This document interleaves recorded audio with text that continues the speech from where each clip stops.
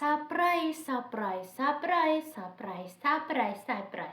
Hordoftoota keenya nagaa waaqayyo isiniif haa baay'atu. Akkam fayyaa keessanii jirtu? Ani jira giiftiin keessan, giiftii duree, giiftii bareedduun keessan nagaan qaba. Nagaa bareedaa tokkoon qaba. Isinillee akka nagaa qabdan abdiin qaba. Egaa jechuudha guyyaa har'aa abee maal qabattee dhufte yoo jettan eengadda akkuma waadaa isinii gale jechuudha. Bilbila biteetii jira suuqii deemee shaashambaa jedheera har'a alamii koo argee dhufee isiniin jedheen jira jechuudha. Inni amma eengadda suuqii muulii isa kana beektu arabi maal jedhama maqaan isaa jiru yaa gooftaa Yesuus. Eeyyuu luuluu jechuudha. Luuluu hyper market kan jedhan jechuudha. Reegitaagii kan jedhan jechuudha. Irra naannahee waan bitee dhufe isinitti argisiifachuu itti gammadee jechuudha. Annaa waan itti gammade isinis akka naa gammaddan immoo abdiin qaba jechuudha. Akkasuma namoonni gara biyyaa galuudhaaf karoorsitanii otoo gara biyyaa hin galii wantoota boru gara fuulduraatti isin fayyadu qaqqabattanii akka galtan jechuudha. Egaa maal bitte yoo jettanii bilbila lama bitee dhufe jechuudha. Bilbilli kuni gatiin isaa akkamii yoo jettan jechuudha. Akkuma beektanii diskaawuntiin ta'ee ture.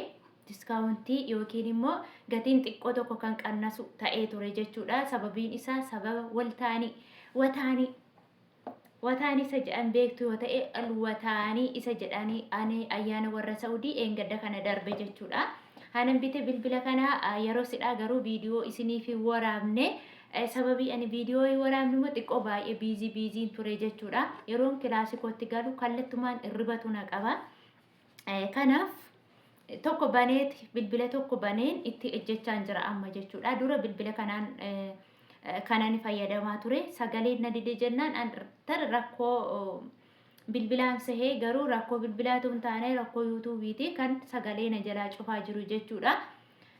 Amma bilbiluma haaraa kanaanillee sagalee na jalaa cufamaa jira jechuudha. Kanaafuu walumaa galatti rakkoo bilbilaa miti. Ani garuu bilbilan bitee lamaanuu rakkoo qabu. Yeroo gara biyyaa galu na fayyada waan ta'eef jechuudha. Bilbila ani bitee kunoo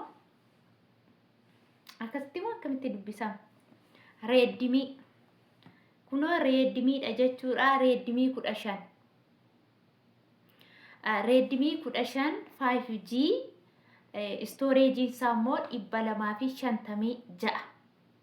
Storage yookiin immoo hanga inni qabatu 256. Viidiyoo hojjechuudhaaf keessattuu namoonni viidiyoo hojjetan TikTokii isaa ta'u bilbilli yeroo guutuu walumaa galatti namaan ajajamu. Sababiin isaa fakkeenya jechuudha. Ani dura Samsungii kanan bite jechuudha. Samsungii ishee kana bite storage ishee 16 turte. Storage ishee 16dha. Viidiyoo takkittee hin qabattu ofii cufaa jechuudha. Inni kun immoo jechuudha. Storage isaa 128 waggaa 4 guutuu itti fayyadame. Waggaa 4 gada rukutaa, olan rukutaa, gada rukutaa viidiyoolee hanga kanan hojjechaa ture. Isuma kanaan jedha ammallee hin guunne jechuudha kun. Ammallee hin guunne tarii rakkoo qabaa laati jedheen kana jijjiire jechuudha. Amma immoo isa kana immoo sababa ani kana biteef immoo kun immoo storage isaa hanga kanaa dabilii 2 jechuudha. Dabilii hanga kanaa 2 kun 128 kun immoo 256 storage isaa jechuudha. Amma bilbila isaa keessaa baaseetiin jira yaa'u reeddimiidha. Kana qaba kabarii qaba jechuudha. Kabarii ofuma isaa kan wajjumaan bitamu kabarii isaa ittiin uwwisne ani jechuudha. Garuu ni qaba keessaan babbaasee yaa'u kanadha. Akkasuma immoo jechuudha isa kana kanan itti bite jechuudha. Riyaala Saudii birrii isaa ture 1,099 ture. Yaani 1,100 ture. 1,100 ture garuu diskaawuntii birrii 200. Sababa maali? Sababa alwataanii jedhanitti birrii 200. Meeqaan bitte yoo jettanii 899. Yaani 900 jechuudha. Walumaa galatti. Yoo immoo storage yookiin immoo storage space kan 128 yoo bitte immoo jechuudha 799. kana jechuudha. Kanatti bituu dandeettu. Reedimi bilbila baay'ee bareedaadha. Ijoolleen isaanii itti fayyadamu jechuudha. Kun immoo Saamsoongii. Kuni 5G dha. Sinii gala neetwoorkiin isaa 5G. 5G jechuun kunuunsa kana ilaala. 5G dha. Kun immoo Galaxy A26.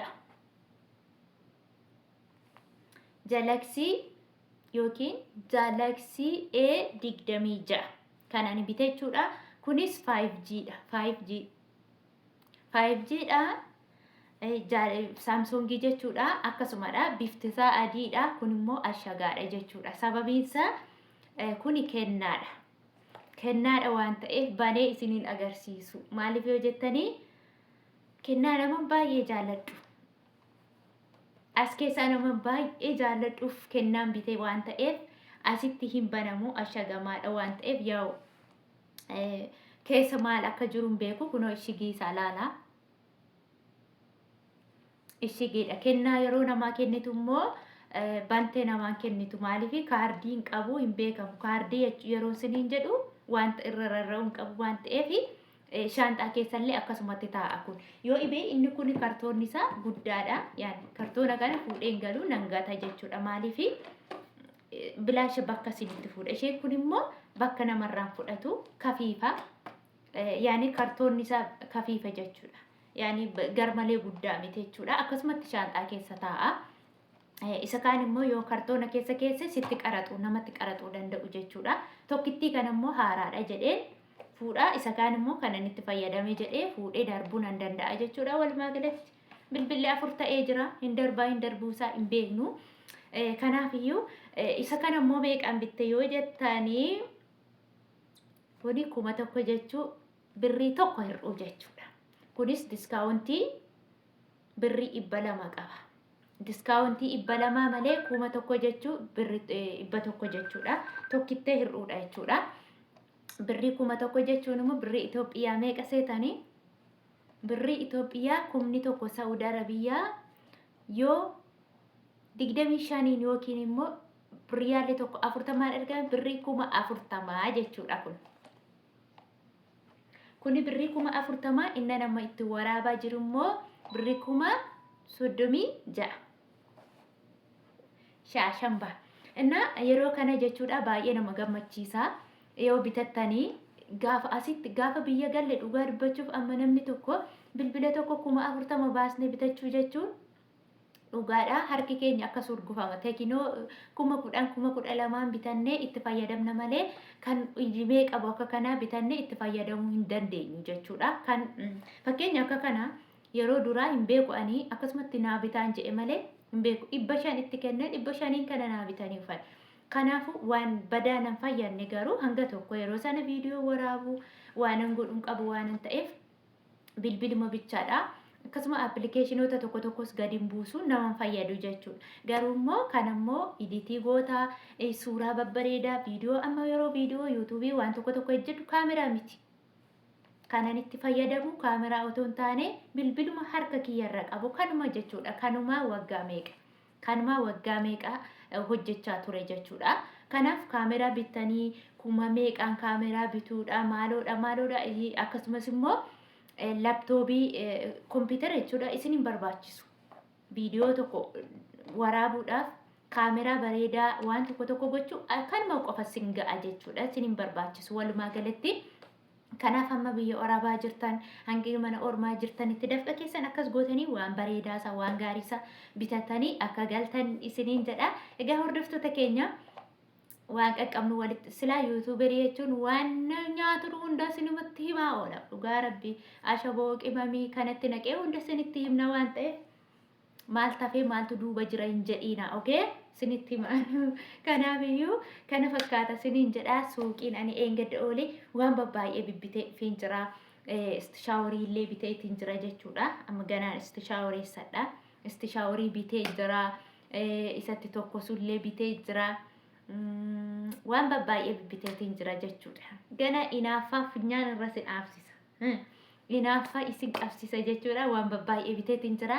Gaafan shaanxaa koo tartiibessee irratti maal jedhe immoo isinitti argisiisadha jechuudha. Maaliif akkanaaf gammadan abdiin qaba jechuudha.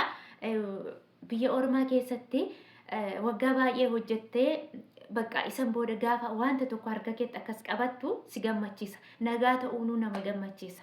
Dhugaa waaqa nagaa taanee nagaa wal gaafachuunuu gammachuu addaati, gammachuu guddaadha waan ta'eef warri nagaa jaallattan, warri nama jaallattan, warri na wajjiniin jirtan anis baay'ee isin jaalladha, baay'ee isin kabaja. Viidiyoo ko sheerii godha, laayikii godha. Turtii biraan walitti deebina waan jijjiiru wal biraan geggeessisna. Isin jaalladha, turtii gaarii.